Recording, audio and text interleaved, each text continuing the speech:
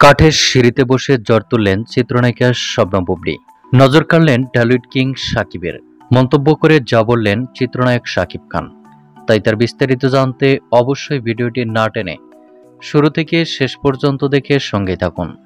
বর্তমানে বাংলা চলচ্চিত্রের সবচেয়ে জনপ্রিয় আলোচিত শীর্ষ তারকা ঢালিউড সুপারস্টার শাকিব খান এবং ঢালিউড কুইন শবনম বুবলী। দুজন দুজনের জায়গা থেকে দুজনেই সুপারস্টার, আর তাই তাদের ছবি কিংবা ভিডিও সোশ্যাল মিডিয়ায় প্রকাশের সঙ্গে সঙ্গে নেটাগরিকরা হুমড়ি খেয়ে পড়েন। তারই ধারাবাহিকতায় ইতিমধ্যেই ঢালিউড কুইন শবনম বুবলীর একটি স্থিরচিত্র সোশ্যাল মিডিয়ায় ভাইরাল হয়েছে।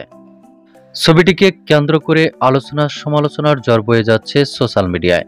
ছবিটিতে দেখা যাচ্ছে একটি বিল্ডিংয়ে ওঠার জন্য কাঠের সিঁড়ি তৈরি করা হয়েছে, আর সেই সিঁড়িতে বসেই দূর দূরান্ত লোকে ক্যামেরাবন্দী হয়েছেন ঢালিউড কুইন শবনম বুবলী।